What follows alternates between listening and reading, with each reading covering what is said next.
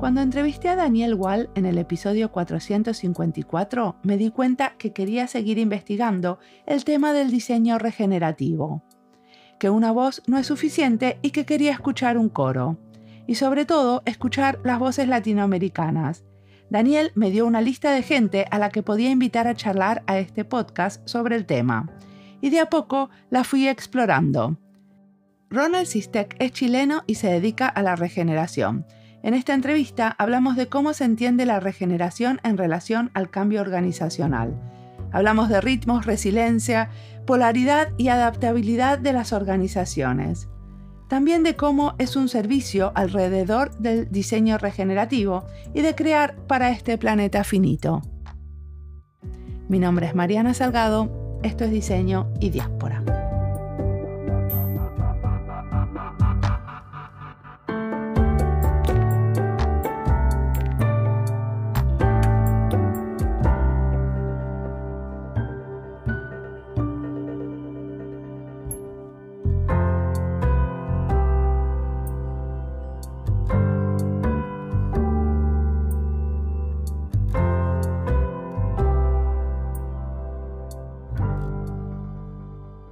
Yo, Ronald Sistek, vivo en Santiago de Chile, tengo 4 hijos, 2 niñitas les digo yo, la mayor tiene 24, Olivia, Blanca, Benito y Tian, y los que han sido un regalo en realidad para una mirada de largo plazo, ¿no? Yo creo que ha sido central quizá eso en lo que hago, y de profesión original acá hay una carrera que se llama Construcción Civil, que es una ingeniería en construcción, pero antes estudié música y después, bueno, estudié muchísimas cosas más.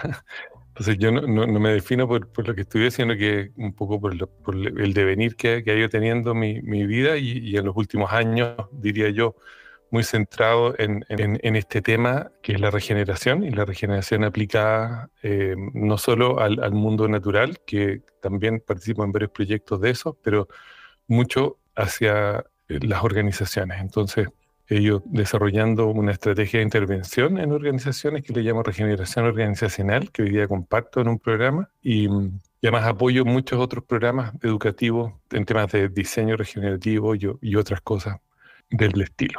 Y esta estrategia de intervención que tiene que ver con lo regenerativo en las organizaciones, ¿lo haces para el sector público, para el privado, para ONGs, para quiénes? En realidad, los clientes son totalmente diversos. O sea, hay de todo. Instituciones, público, estatal, privado, fundaciones, ONG. ¿Me querés contar un caso así como sí. muy bueno? O sea, ¿cómo es que alguien te llama y te dice yo quiero una estrategia de intervención regeneracional? Sí, bueno, nunca la llaman así, ¿no? Porque cada uno habla su propio lenguaje, y de hecho yo creo que parte del trabajo que hay que hacer cuando uno trabaja en esto es intentar como transmitirlo en el lenguaje del receptor. Entonces, hay una narrativa un poco más burocrática para instituciones y otra un poco más liviana u holística para gente que lo puede recibir. Y bueno, hemos tenido muchos casos súper interesantes, súper lindos.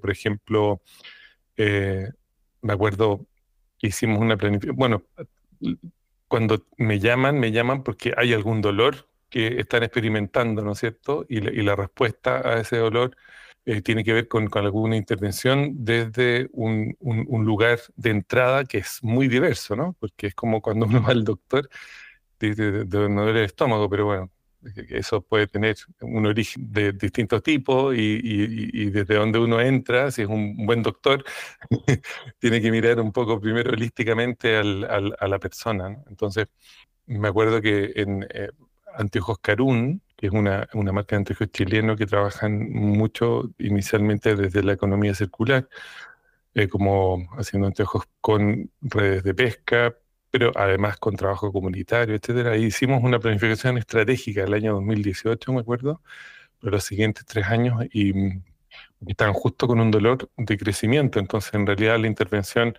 partió desde la estrategia y después seguimos con la estructura, porque todo crecimiento implica una transformación estructural y cuando cambia la estructura cambia la gobernanza y cuando cambia la gobernanza cambia la cultura y bueno, y entonces hicimos un trabajito ahí súper interesante, muy bonito que les permitió seguir, ¿cómo se llama?, creciendo o generando sus siguientes pasos con más tranquilidad.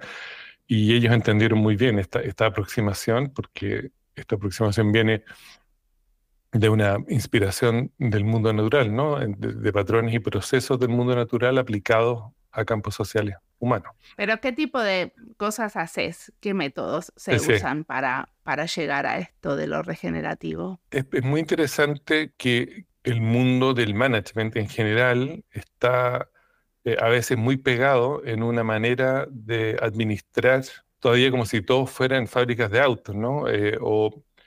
Desde, hay muchas organizaciones que tienen estructuras muy rígidas y muchas veces una incapacidad para poder como adaptarse a ciertos contextos que cada día son más cambiantes, ¿no? Entonces, dado que el mundo cambia a una velocidad increíble y es cada vez más volátil, incierto, complejo y ambiguo, hace muchos años dije, bueno, en realidad casi todos los libros de management hablan de casos de éxito, de ahí derivan una receta y lo aplican en otros contextos y esa estrategia a mí nunca me funcionó, porque todo es contexto dependiente y no es libre de contexto.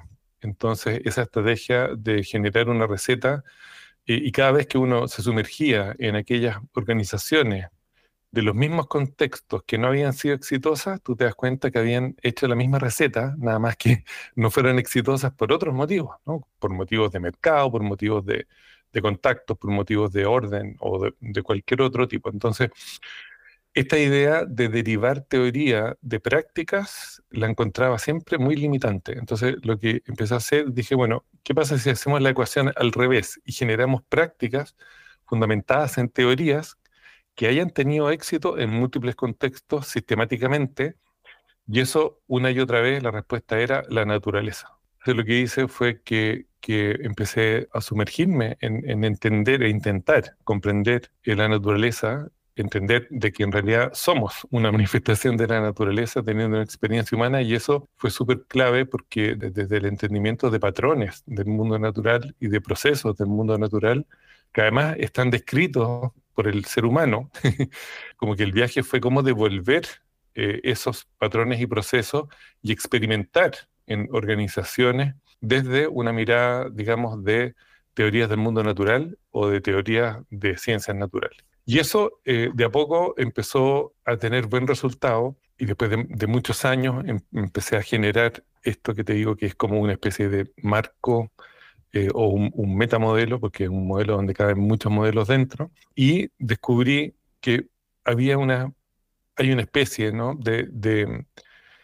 yo te diría, de metabolismo hacia el interior de las organizaciones, que después de mucha experimentación con distintos patrones, había tres patrones que se repetían sistemáticamente en aquellas organizaciones que tenían una muy buena capacidad de resiliencia y de adaptabilidad, que son los patrones de la creatividad, la polaridad y el ritmo, que son tres patrones muy masivos en el mundo natural.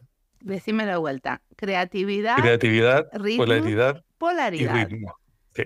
Y esos sistemáticamente se iban repitiendo en esta, ¿cómo se llama? En las organizaciones que lograban como generar cierta capacidad intrínseca de resiliencia y de adaptabilidad. Y eso tiene un espejo desde la perspectiva cognitiva humana. Entonces, la creatividad tiene un espejo desde la mirada del aprendizaje. La polaridad, que implica tener como múltiples perspectivas respecto de un mismo fenómeno, de una misma cosa, implica siempre la generación de tensiones, y entonces la polaridad está muy vinculada cognitivamente a la capacidad que tienen las organizaciones para gestionar las tensiones. Y finalmente el ritmo, es todo un viaje el ritmo, porque abarca desde los ritmos organizacionales mínimos viables, ¿no?, que están normalmente como definidos por la naturaleza de las reuniones, por ejemplo, que tienen las organizaciones, y si esas reuniones son divergentes o convergentes, o sea, estratégicas u operacionales, cómo conversan los ritmos individuales de los equipos con los ritmos organizacionales. Bueno, es todo un tema, pero lo que me di cuenta es que las organizaciones que tenían bien establecidos ciertos ritmos mínimos viables que les permitía observarse a sí mismas como flujo de tomas de decisiones en el tiempo, tenían como una ventaja muy grande. Y si a eso se le sumaba la capacidad de gestionar tensiones tempranamente, antes de que se transformaran en problemas, y tenían la capacidad de aprender y distribuir el aprendizaje a lo largo de toda la organización, tenían una ventaja increíble y tenían una capacidad que yo le llamo este metabolismo anabólico, ¿no? Que es porque el metabolismo es el interior de la organización, generaba una capacidad intrínseca de la organización, como te digo, de adaptabilidad y de resiliencia. Porque cuando un sistema está en proceso de decaimiento, el foco está en la eficiencia de las organizaciones. Entonces, si es que esa eficiencia no se armoniza con una estrategia de resiliencia, es muy probable que todo el mundo en las organizaciones en algún momento esté en sobrecarga y empiecen a colapsar, que es lo que yo veo todos los días. Entonces, eso es como una cosa muy, muy fundamental y que trabajamos mucho con las organizaciones. Y después está esta idea de que, bueno, si tenemos esto como una estrategia mínima viable, atendemos los dolores organizacionales y después cuando llegamos a la entrevista número 3000 de dolores organizacionales con mis clientes, eh, hice mapear como la naturaleza de los dolores. Y lo que ocurrió fue súper interesante porque se clusterizaron 6 clústeres muy, muy, muy visibles, que son estrategia, estructura, gobernanza, estilos de liderazgo, procesos y patrones de comunicación. Y empecé a ver que la mayoría de los dolores que empezábamos a atender tenía que ver de alguna manera con algunos de esos. Entonces, esos se transformaron en lo que yo llamo los puntos de acupuntura de entrada a la intervención. Y sistemáticamente, pucha, hemos ido teniendo súper buenos resultados, lo que nos tiene muy contentos. Y eso, la manera como administramos el avance, tiene mucho que ver con cómo los sistemas vivos funcionan, estableciendo, y los sistemas complejos, ¿no? Porque los sistemas vivos son sistemas complejos y los sistemas humanos son sistemas complejos. Entonces, cuando uno administra un sistema complejo en contextos humanos, hay 3 cosas que son súper relevantes, ¿no? Es como entender claramente la dirección de viaje, que ojalá sea regenerativa de base para las organizaciones, para que puedan sostenerse en el tiempo. Lo segundo tiene que ver con entender muy bien el momento presente y de ahí los dolores, ¿no es cierto? Y solo entendiendo el momento presente, uno puede diseñar lo que llamamos el adyacente posible organizacional, que es un tiempo, muchas veces trimestral, donde uno experimenta distintas cosas o planifica distintas cosas en función del contexto, y uno avanza como con foco en el muy corto plazo, entendiendo muy bien, como decía, el presente. Es que es como la naturaleza opera. La naturaleza no describe un estado ideal al cual llegar, sino que lo único que hace es responder y coevolucionar en función de lo que tiene disponible. Bueno, Entonces, lo más sí, importante es cómo llegan como a ese diagnóstico, ¿cierto? correcto. O sea, cómo arman y cómo eso sucede en una serie de entrevistas. A veces, depende de la naturaleza de la problemática y de la naturaleza de la organización. Como todo es contexto dependiente, no tengo una manera de diagnosticar rígida, sino que vamos sacando herramientas en la medida que son necesarias, ¿no? Entonces, la entrevista es una herramienta, pero a mí me encanta ponerlos en acción y observar, por ejemplo, si el dolor es que les cuesta organizarse, bueno, los hago operar en algo y observo qué emerge de esa organización, y eso sumado a ciertas conversaciones y a cierta capacidad que tenga la organización de observarse a sí misma, vamos generando un diagnóstico, y el diagnóstico siempre va, como te digo, es como un diagnóstico en acción, que es lo que mejor nos resulta, ¿no? Cuando vos hablas en primera persona del plural, ¿a quién te referís? ¿Tienen como una cooperativa, una empresa? Tenemos, sí, mi estrategia de crecimiento es en alianza. Tengo un pequeño equipo mínimo como contratado y luego nos asociamos con socios estratégicos por proyecto, que nos parece una manera interesante de poder orgánicamente crecer y decrecer y no estar siempre como obligándote a seguir creciendo, ¿no? Porque yo creo que hay una armonía entre crecer y florecer y ese florecimiento no siempre implica escalamiento individual. Entonces, nos ha resultado bien y hoy día desde Chile tenemos, no sé, clientes en Argentina, en Uruguay, en Colombia, en México. Y nada, y ha sido todo un viaje. Y esto mismo que haces en las organizaciones, ¿cómo sucede adentro de tu equipo? Para que esté esa mirada crítica Bueno, interna. Y intentamos predicar lo que practicamos, cosa, cosa que no sucede en muchos lugares. ¿cuáles son las prácticas Sí. estas que hacen el buen vivir del equipo? Sí, bueno, siempre tenemos algunos rituales, ¿no es cierto?, que usamos en términos de entender también cómo ir generando estas estrategias de retroalimentación en tiempo real, que nos gustan mucho, más que las retroalimentaciones ex post, para poder censar los procesos permanentemente. Entonces, los check-ins, tanto emocionales como técnicos y como estratégicos, son claves en nuestras reuniones. Cumplir con la agenda, si es que tenemos que ¿cómo se llama?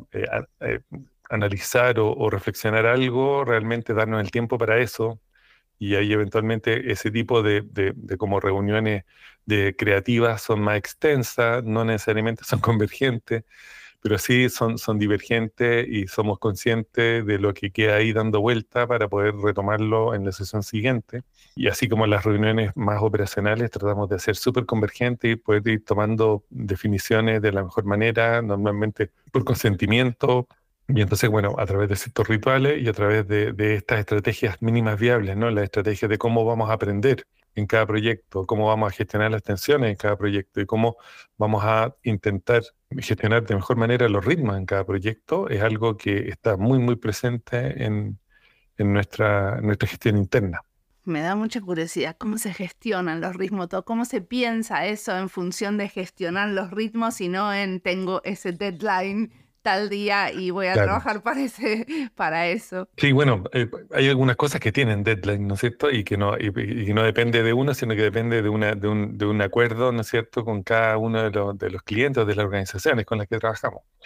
Pero dentro de nuestras propias prácticas, yo, por ejemplo, recomiendo mucho el ser humano, por ejemplo, normalmente resuelve sus problemas más profundos en estados de suspensión de la concentración. Esta es cuestión de que tú hagas memoria en tu misma vida, ¿no? Haciendo qué actividad tú resuelves tus problemas más complejos. Es Eh, una pregunta. para mí nadando. Nadando, ¿eh? Claro, exacto. Entonces, las respuestas cuando yo pregunto esto son nadando, meditando, en la ducha, en el baño, conversando, lavando la loza, bueno, etcétera, ¿no? Normalmente los procesos de insight en el ser humano se producen en estados de suspensión de la concentración. Entonces, uno debería, como formalmente, durante la semana, generar algún estado de suspensión de la concentración como inducido, ¿no? Y sagrado, probablemente, para poder ir como generando esos ritmos que te permitan producir ciertos grados de reflexión profunda en algunas cosas que son necesarias, ¿no? Y a partir de eso es como uno dice, no, pero es como perder el tiempo, me dicen algunas personas. Entonces, digo, claro, es el perder el tiempo mejor aprovechado, porque normalmente gracias a esa pérdida de tiempo después aparecen ciertas soluciones que eran imposibles de que aparezcan con otro ritmo, ¿no?, de trabajo. Entonces, pero eso es un arte, como tú dices, ¿no? Es como uno puede producir y respetar un ritmo de ese tipo, ¿no es cierto?, para cosas más delicadas. Ahora, cuando el contexto es un poco más complicado y no tan complejo, uno recurre más al análisis y eso también requiere sus tiempos de conversación, de debate, de plantear alternativas, ¿no es cierto?, y eventualmente, si los contextos son un poco más complejos, el diseño de experimentos, ¿no es cierto?, normalmente en paralelo para poder ver cuál es se transforma en un experimento beneficioso y cuál no, también hay que generar tiempo para eso, ¿no? Entonces, la naturaleza de los ritmos organizacionales y de los proyectos es muy clave. Aparte, vos enseñás en una maestría de diseño e innovación distribuida. ¿Querés contarme qué enseñás ahí? Sí, esa maestría es una maestría súper interesante. Es una maestría que nace de Fab Lab y de Instituto de Arquitectura Avanzada de Cataluña. Y tienen este programa, es un magíster de innovación y, ¿cómo se llama? En diseño e innovación distribuida. Y a mí me pidieron que pudiera como hacer un ciclo para entender un poco los sistemas complejos y alguna estrategia de gestión de proyectos con una mirada un poco más sistémica. Entonces lo que hago es compartir un par de metodologías aplicadas a los proyectos que los estudiantes están trabajando. Entonces, en sistemas complejos trabajo mucho, dos en particular, que son las metodologías del el modelo de Stacy y el modelo de el Kinevin Framework, que es de un galés que se llama Dave Snowden. El de Stacy es de Ralph Stacy. Y es muy interesante porque una de las cosas más complejas para la gente que estudia, bueno, cualquier cosa, es ser consciente de o poder discriminar la naturaleza de los contextos donde operan. Y estos modelos ayudan a comprender eso. Y entonces una vez que uno comprende la naturaleza del contexto donde el proyecto o el diseño está operando, uno puede gestionar de una mejor manera, porque no es lo mismo gestionar un sistema complejo que un sistema ordenado o que un sistema caótico, ¿no? En función en qué momento están del proceso de diseño. Entonces, y eso ha sido como muy bienvenido.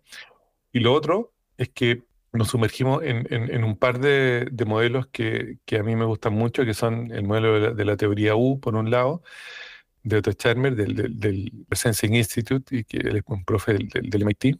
Yo tuve la suerte de empezar a entrenarme con él el año 2014, en el contexto de un proyecto que estábamos haciendo en la Universidad Austral de Chile. Y entonces una estrategia, el proyecto o el diseño lo requiere, es ese viaje de la teoría U, como intentando bajar, ¿no es cierto?, por la U para poder atender como el futuro emergente de una mejor manera.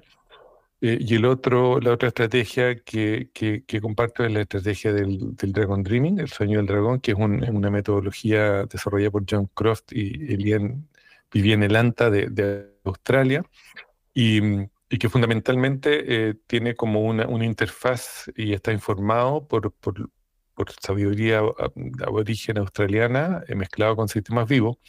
Y entonces se fundamenta en cuatro etapas que son el soñar, el planificar, el ejecutar y el celebrar.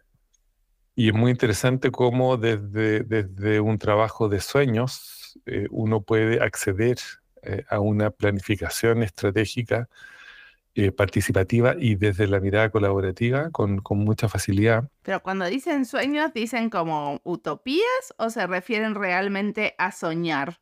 Literalmente a soñar respecto del proyecto. Y aquí hay una aclaración súper interesante porque hay muchas como estrategias metodologías de diseño que se basan o se fundamentan en este concepto de la ideación, ¿no? La idea. Pero ¿qué es una idea? La verdad que la idea es una racionalización de un sueño.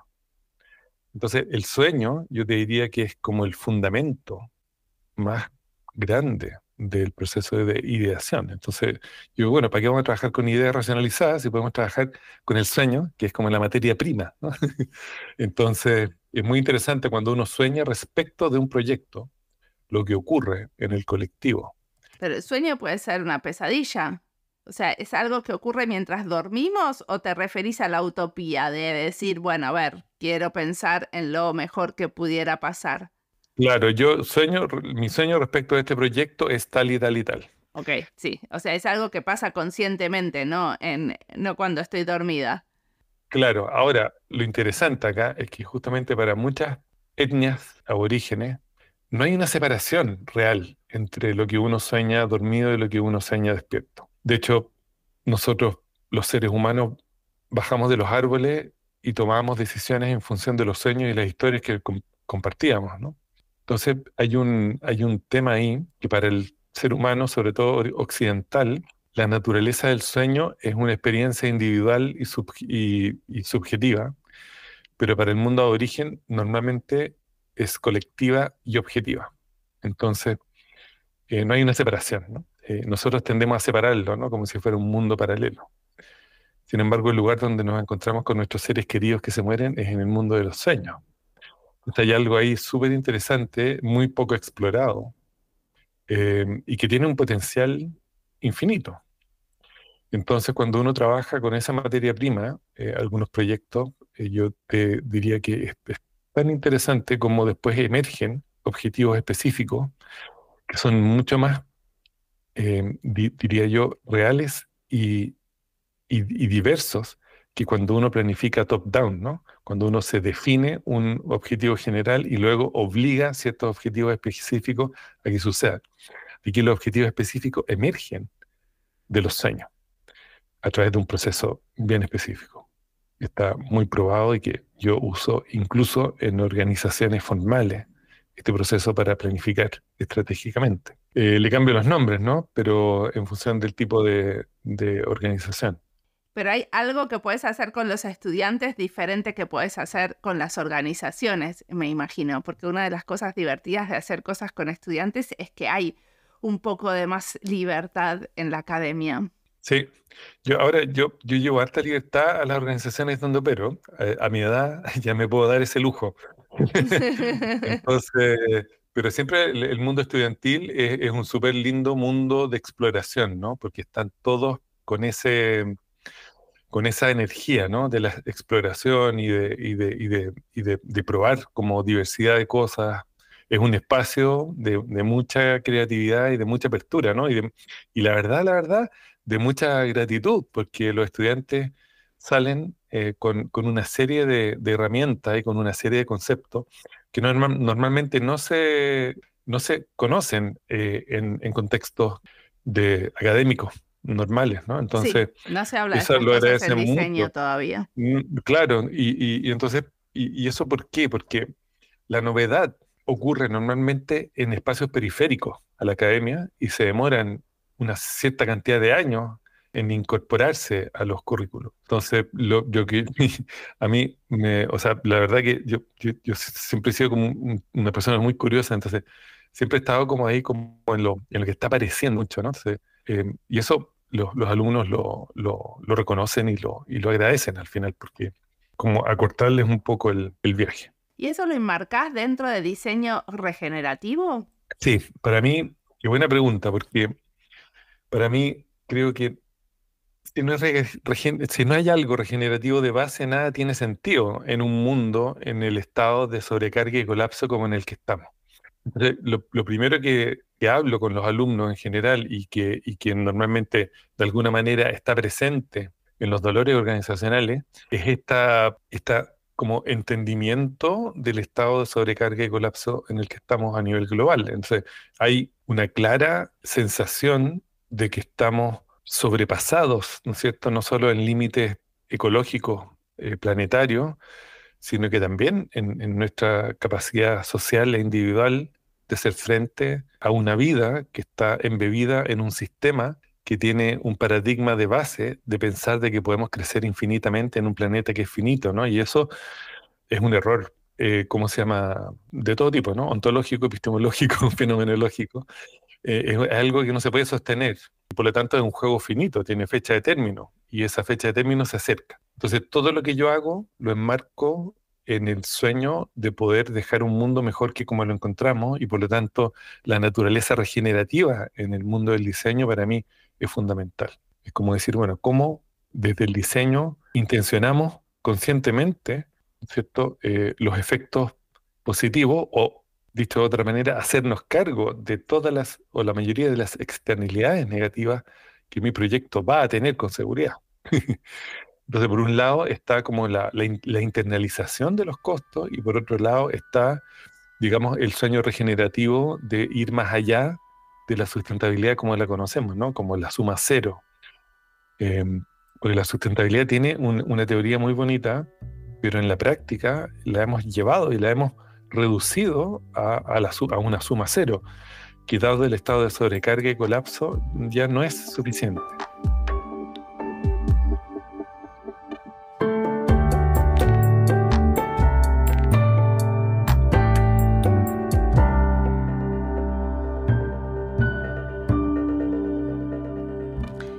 entrevista es parte de las listas Diseño Sostenible y Chile y Diseño. Las listas las encuentran en YouTube, Spotify y en nuestra página web en la sección de recomendados. Esto de pensar las organizaciones como organismos vivos para identificar los puntos de intervención, los dolores y los ritmos claves de acción es una nueva manera de pensar. Me dan ganas de someter este podcast a ese análisis, para aprender y hacerlo crecer de manera regenerativa. ¿Qué tipo de organismo sería Diseño y Diáspora? ¿Qué metabolismo tiene? Siempre digo que soy de digestión lenta, porque no soy muy flexible para hacer cosas muy rápido. Grabo un día y publico después de unos meses. Dejo las entrevistas madurar, o en realidad no me quiero apurar y hago las cosas lento comparado a otros mundos del podcast. Pero soy constante y sigo como tortuga. Sigamos ahora escuchando a Ronald, que tiene mucho más para contarnos.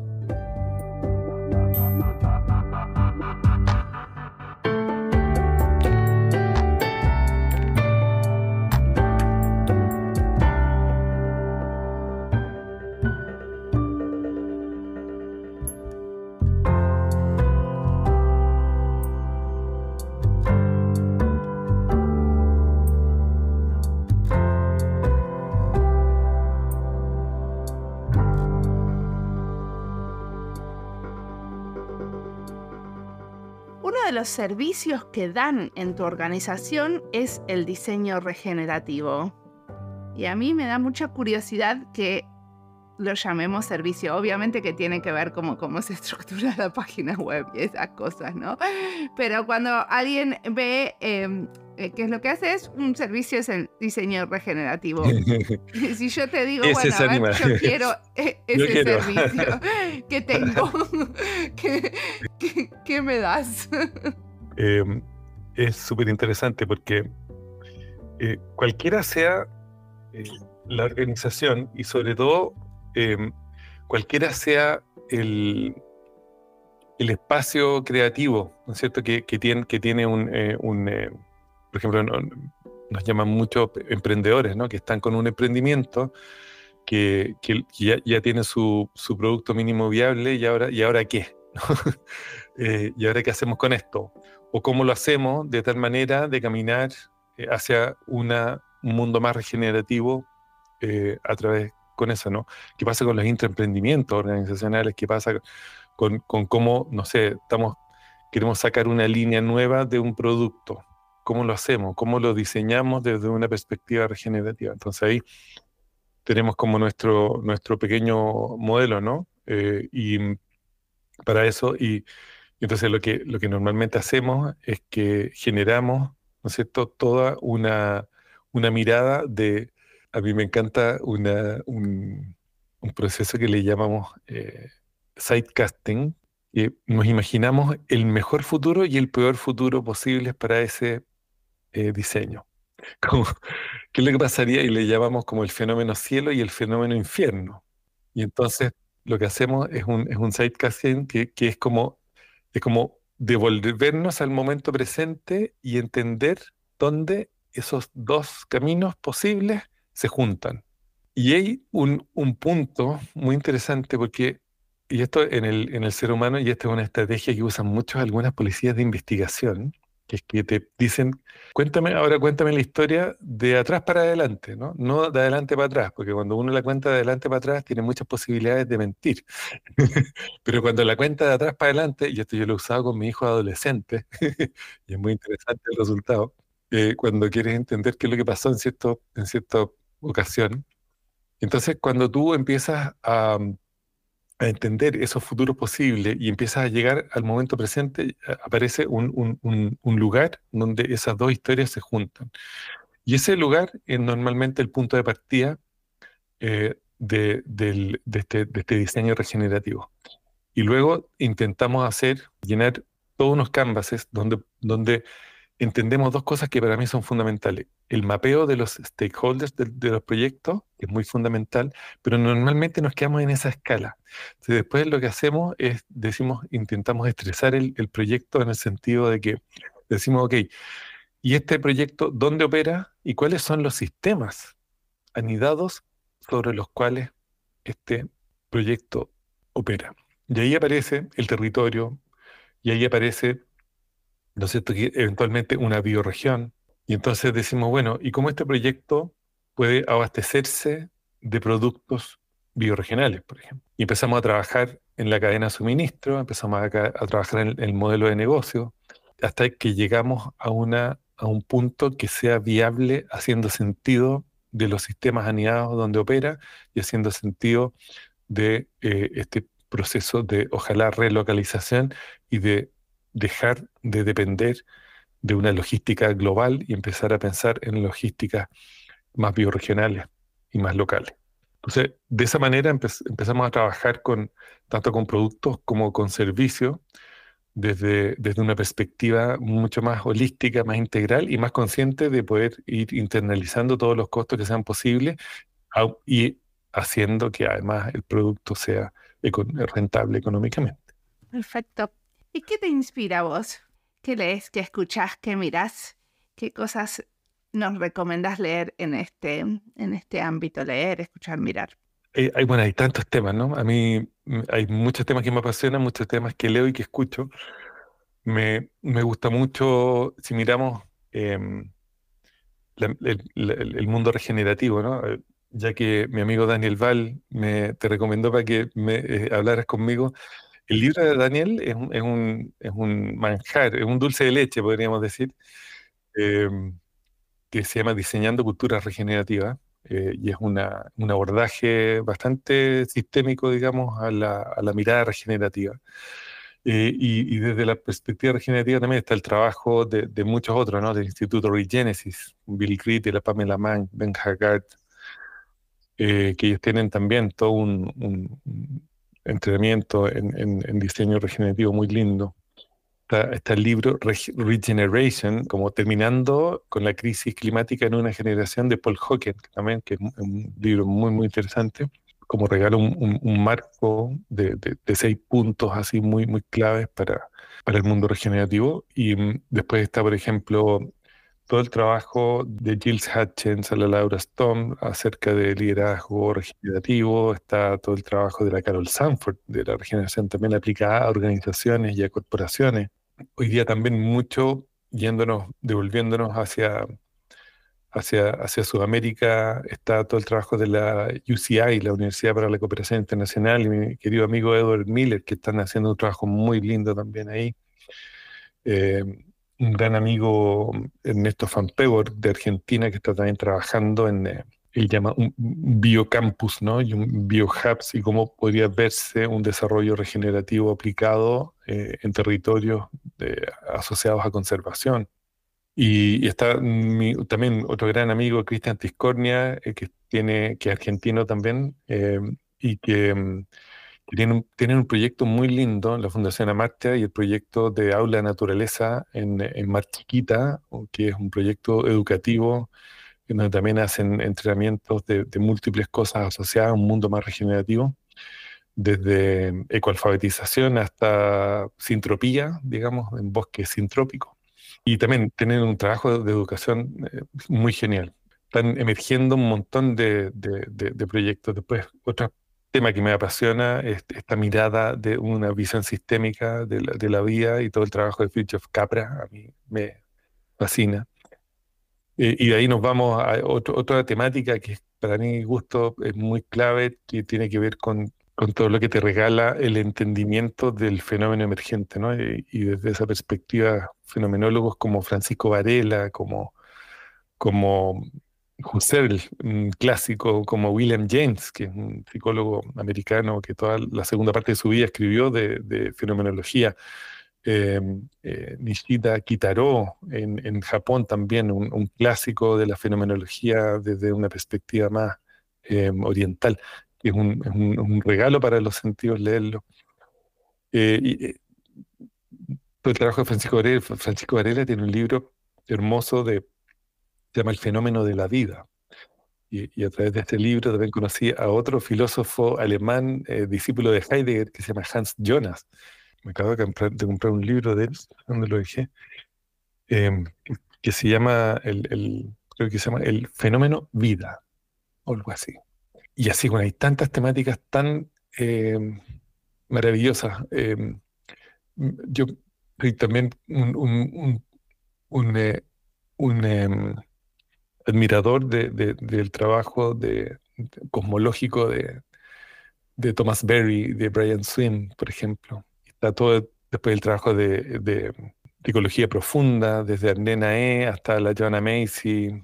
En Bueno, fin, suficiente. voy a Ya me seguir. diste 10.800 cosas. Muchas gracias. Decime una cosa, ¿y en el futuro qué te imaginas cómo va a cambiar tu práctica? Qué gran pregunta. Yo creo que mi práctica va cambiando todos los días. Creo que hay que estar muy atento como al devenir, hay que estar muy atento al momento presente global y local y a las necesidades que van emergiendo desde las organizaciones. Pero creo que así como lo describo, siento que la dirección de viaje, o sea, el sentido de dirección, que es lo que a mí me hace levantarme cada mañana, es el sueño de poder dejar un mundo más viable que como lo encontramos, y eso pasa por tener como mucha conciencia de esta dirección de viaje regenerativa de base en todo lo que haga, ¿no? Entonces, para elegir a mis clientes, para elegir las batallas que vamos dando día a día, creo que esa posibilidad de trabajar con organizaciones que sí les importa esta temática, para mí es un regalo.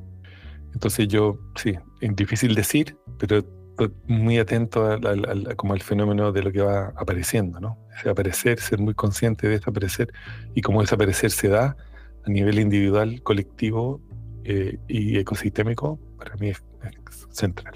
Bueno, muchísimas gracias por la entrevista. Gracias a ti.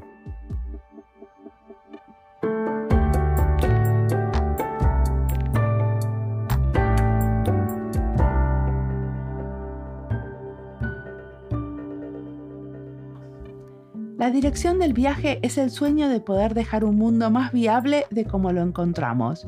Me encantó esa frase y la entrevista. A veces me dan ganas de no respetar el formato que tengo, donde siempre termino yo con la última palabra.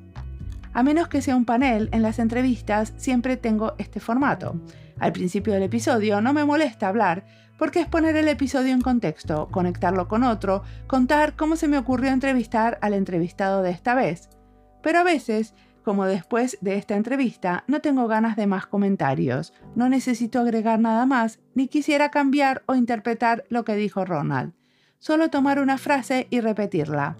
La dirección del viaje es el sueño de poder dejar un mundo más viable de como lo encontramos.